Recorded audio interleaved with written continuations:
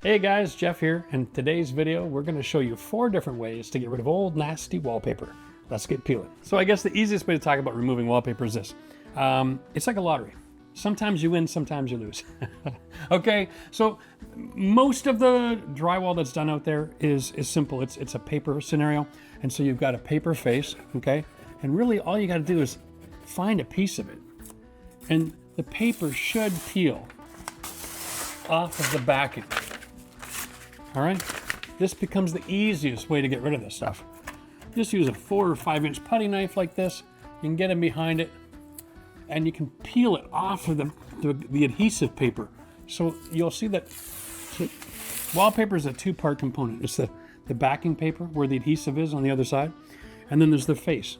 All right, now they've been bonded together during production, but knowing this means that in a lot of cases you can remove the thing that's keeping the water from penetrating to this paper, because what we're going to do is we're going to add moisture or steam, traditional solutions, right? But if you can't get the water into this paper, you can't loosen up the water-based adhesive that's applied to the wall. Now, here we go. Wallpaper. Like I said, generally speaking, you'll find a seam. You should be able to find something, right? So in most scenarios, guys, you're just going to have to separate the paper from the backing. And I made another video on this a few years ago, but I only addressed the simple way, and that's this. We're now taking a sponge and we're wetting this paper.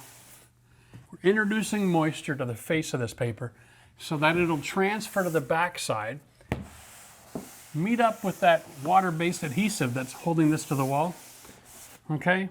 And then over the course of doing a few passes of this moisture, we'll be able to see it's already starting to bubble, okay? It means it's already letting go in some spots.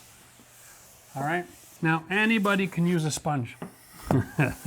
That's the beautiful part of this technique. And depending on the flooring that you're working against, like if you have a hardwood floor, you can get a painter's tarp that has a plastic on one side that can keep the water from penetrating.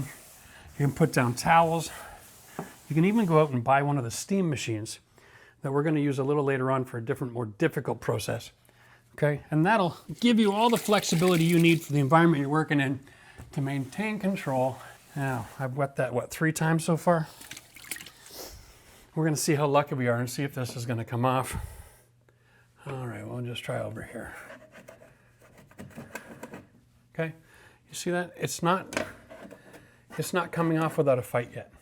Okay, some of this is time, some of this is heat.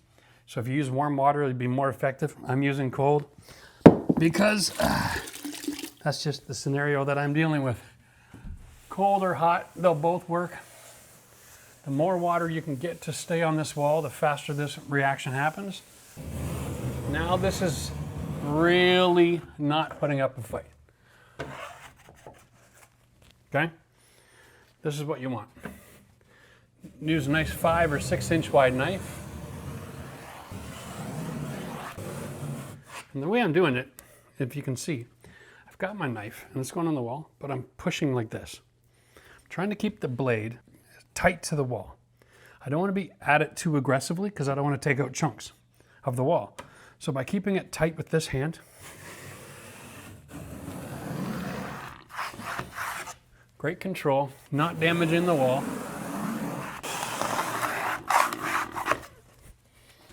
Okay, and it really helps you to move along rather quickly. Now we're getting down here where I didn't put as much water, right? And this is the difference. If it didn't get enough water, that's just a waste of time, right? So if you don't get enough water, stop, get your sponge, and get it all soaking wet. This is the easy way, by the way. Now, should show you the next step in this process. Now here we go. Now, when you're done, make sure every little piece is off. Okay? And then we're going to want to wipe down the wall because we're looking for little leftover sections, right? This is all about perfection. We don't want to leave little chunks of paper on the wall. And then after you've wiped down the room, grab yourself a radial sander, like a 180 grit, okay? And then go over top. Okay. Generally speaking, after that, you should have gotten rid of all of the extra residue. Depending on your environment, if you get this wet again and you can feel it tacky, then you might want to use a primer before you go and paint. For that scenario, I would recommend a flat oil because it'll bond to anything and it'll receive any kind of paint. So whether you're on drywall or old plaster, it'll prime the situation, it'll bond even to any leftover adhesive, it'll keep you from getting any air bubbles from your painting job, and allow you to move forward on your project with peace of mind knowing everything's gonna be just fine. Now, that's if you get lucky. That's 50% of the time. But Jeff, what if my house is different? I've got a wallpaper that's vinyl and I can't peel the face off. How do I get moisture in behind that paper? Because it's still a water-based adhesive. But if you can't get water through the surface, what's the solution then? That's why they invented this little gizmo. All right, so for our next level of difficulty, we're gonna pretend one of two things. Let's pretend maybe we're dealing with vinyl wallpaper, okay? So the water can't get through. And in that scenario, we gotta deal with the tiger, all right? That's right, the paper tiger. This is a really great little tool. You know, the package says won't damage your drywall. It's kind of like the difference between a slap in the face and getting punched in the face by Mike Tyson. Yeah, these little teeth that are on here, they're not going to punch you in the face, but they are going to cause some slight mars and pinholes in your wall. So as soon as you graduate at this level of difficulty, you've also graduated to the need to do some repair work. Now, they say if you go lightly, you won't puncture the drywall. So the goal here is to puncture just the face of the wallpaper. I don't even know if it can be done. I'm going to give it a try. Okay, here we go. Yeah, this is fun. That's oddly satisfying. And the idea here is to penetrate the paper with enough holes that we can get our water or our chemical in behind it.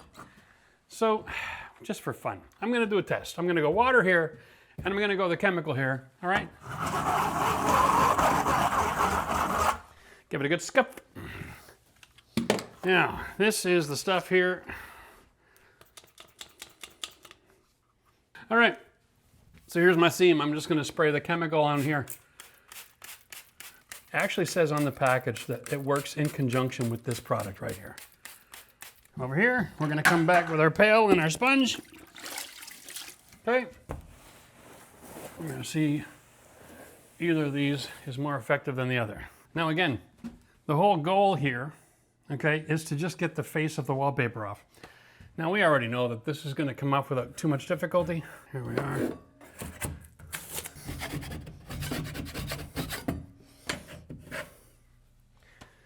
Man. This is really ridiculous. I'm starting to not enjoy this process at all. Well, I'll tell you right now, it was just easier to leave it all intact and just take the face off. As soon as I throw all these score lines in here, I can't even take the back off. Note to self, do yourself a favor and avoid these gimmicks. Here's what's going on. Now I've got wallpaper that I can't peel off. I just did it right beside here. I've got marks all over my wall now. Again, I just turned this into a horrendous project because all these perforations, my paper comes off in little pieces. Oh. Huh, what a nightmare. Is it any easier with the chemical? Nope. I got this gooey gel everywhere now. I'm still not in behind, no better off. I was gonna show you the benefit of using the score tool to get moisture and the chemical in behind there to peel it off. And all I'm doing is causing this job to get a lot more difficult. I do have one more way to solve this problem that works every time, guaranteed. But before we get there, I just was really hoping I'd be able to get behind this paper and show you all the little holes in the wall. It looks like the paper cutter, when you use light pressure, it doesn't get through to the drywall. So at least it didn't do that. I've tried this in the past, and I guess I used too much pressure. It went right through, punctured a million holes on my wall, drove me crazy. So I popped over to the local building store, and I picked up this little kit. First of all, it's Wagner, so you know what it is. It's a DIY thing. It's not robust, right? It looks like it's designed to survive your one project, and that's about it. There are other versions on the market. Ones that'll cost you almost $300. They're probably more designed for regular use. This one was 70 bucks at my local Home Depot, and that's in Canadian money to all of our American viewers.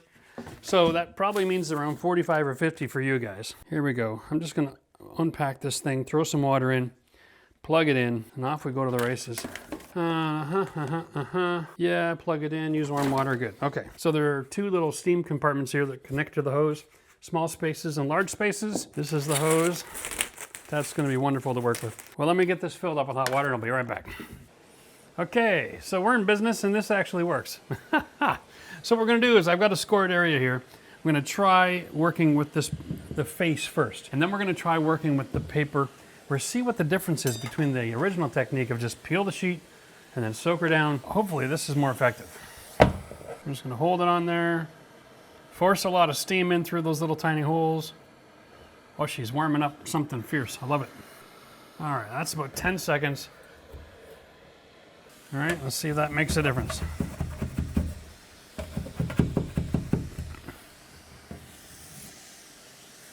To be honest with you, one man's opinion, that actually helped. I think that's really obvious too. It's not perfect, obviously. Let's just try on the regular backing. Now this machine, apparently, if you fill it up, it gives you about 2 hours of steam. It seems to me to be a lot of steam. We're going with that. And that actually did as promised. That came off just as good as when you wet the wall. The difference is you're going to be doing this all day.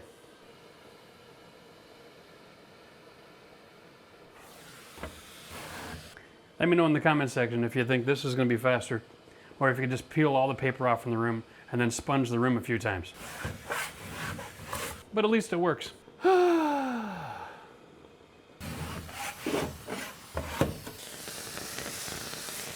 Excuse me, I'm going to go turn this thing off. I got to control this mess. So, the last technique, guys, for everybody who's having difficulty.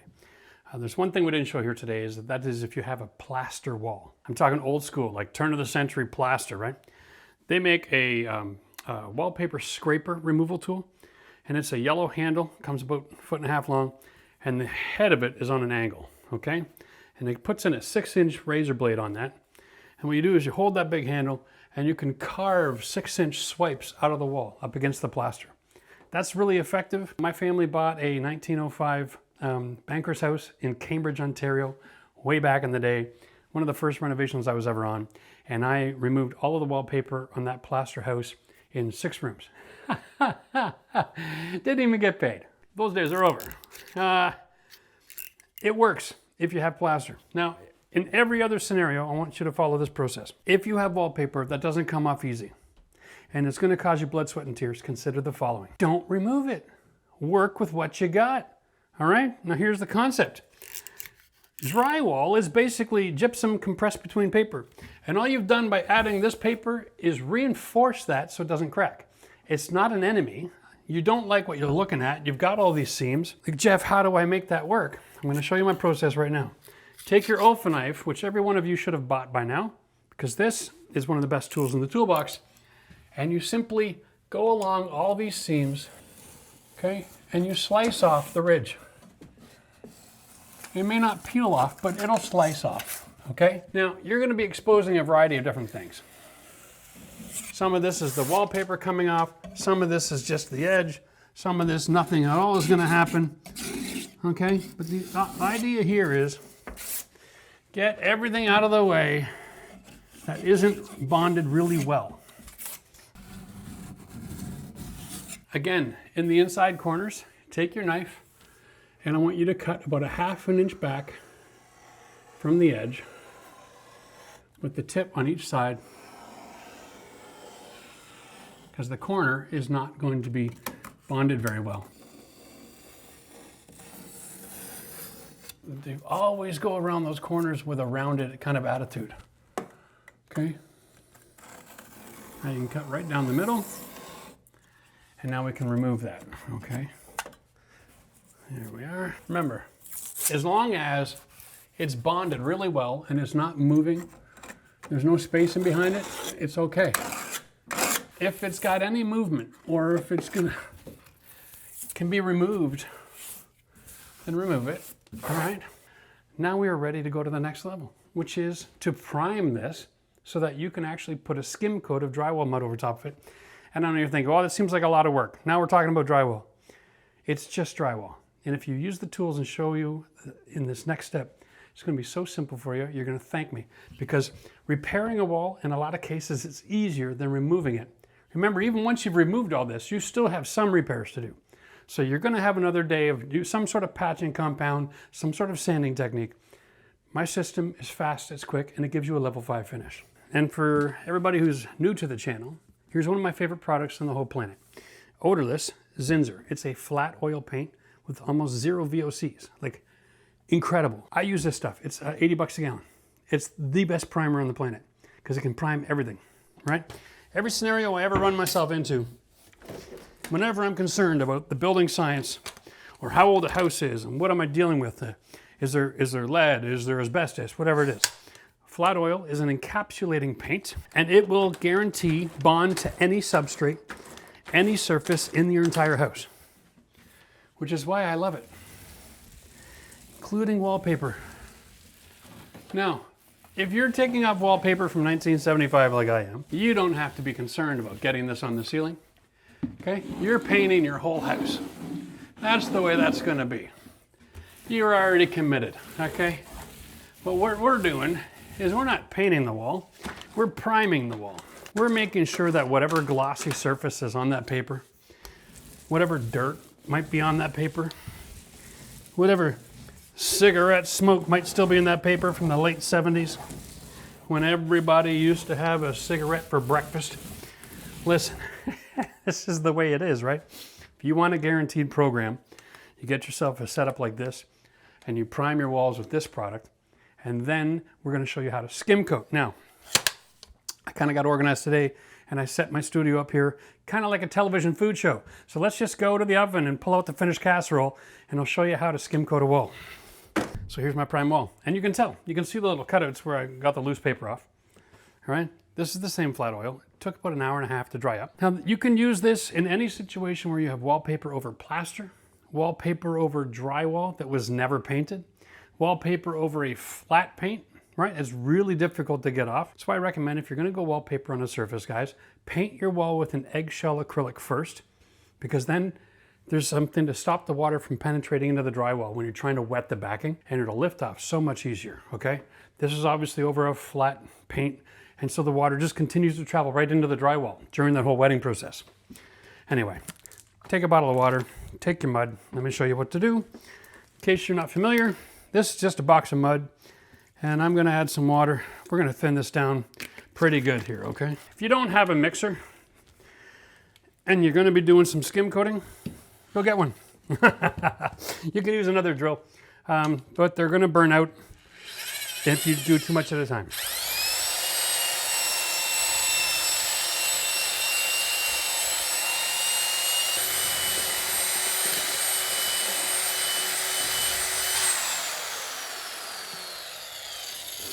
There we go.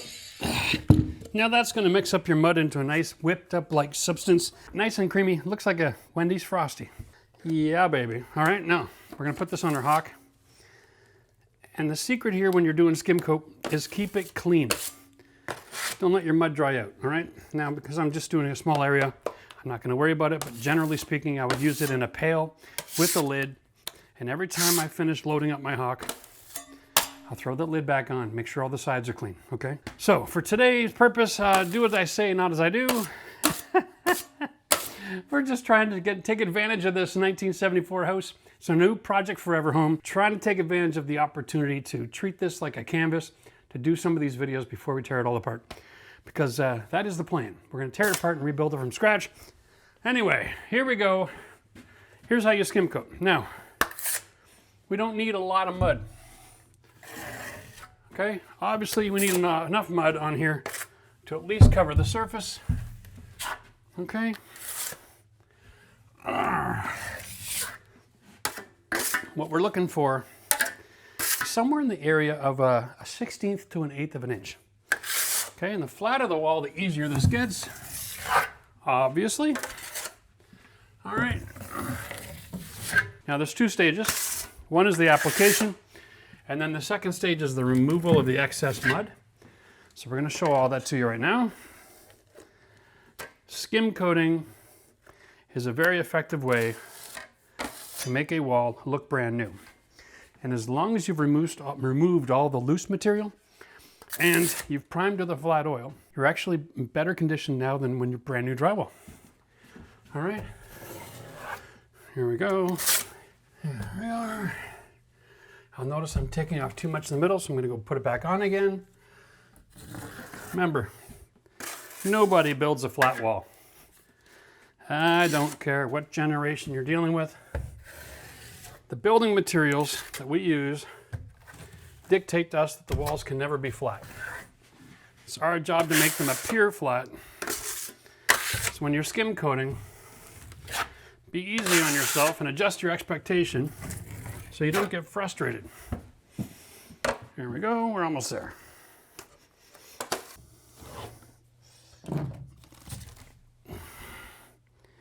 Now, a good skim coat is generally going to take you 2 coats. Okay? And when I say, when it comes to drywall mud, less is more. If you put too much on or you use it too thick, if you don't thin it out, you're going to put so much mud on this wall, you're going to be sanding forever. So here's the process. I'm going to just put it up into the corner and pull it to the side. And I'm going to take some off and I'm going to put it back on again.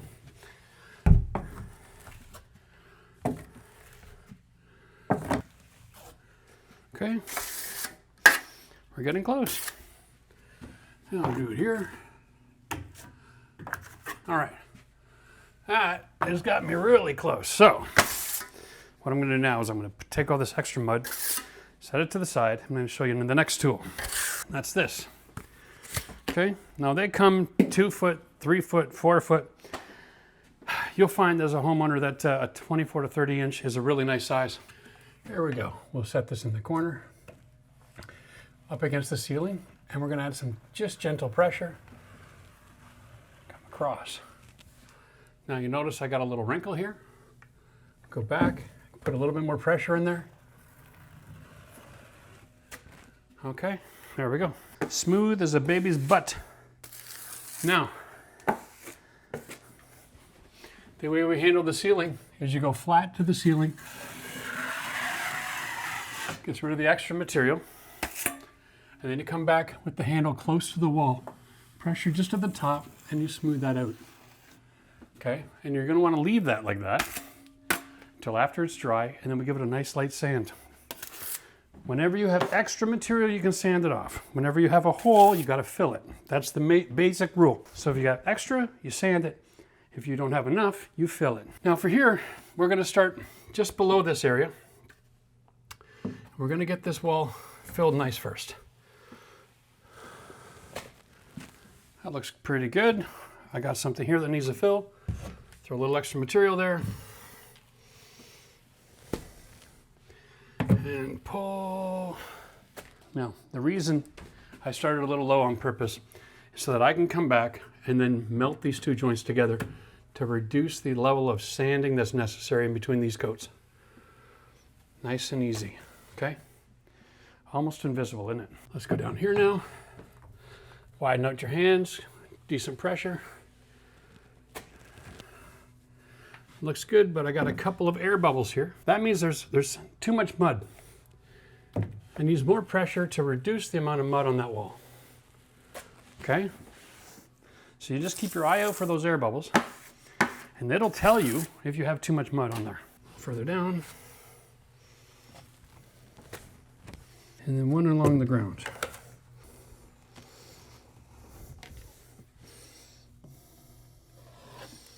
Okay. Here we go. Light pressure. And the last pass, light pressure again, just get rid of the ridges. Okay, now, that is a great skim coating technique. We're gonna let this dry overnight, and I'm gonna show you how to finish this off so it looks like perfect every single time. Okay guys, once you got your mud work all dried up, you know the rest of the process. We're gonna use a 9-inch sanding pad, right? We're gonna just change the texture of the mud, all right? You do that with one quick pass, and that's it. I don't want you trying to make your walls perfect. This is not the time to try to become a drywall aficionado. The greatest system for homeowners is this. You put the mud on, nice skim coat, big blade, light sanding, and then prime it. Once you've got a wall primed, then you can treat it like any other wall in the house. It might need a couple of touch-ups, a couple of scratches filled, okay? Nice and simple, maybe a little bit of caulking. But to learn the whole process of how to refinish your walls, you want to watch this video right here. This is how to paint a room from top to bottom, and it goes through all the steps of doing all the repair work that's necessary to make an old wall look brand new. That's exactly what you're going to need to follow in this process if you've got that kind of wall that's going to be that stubborn. Cheers, till next time.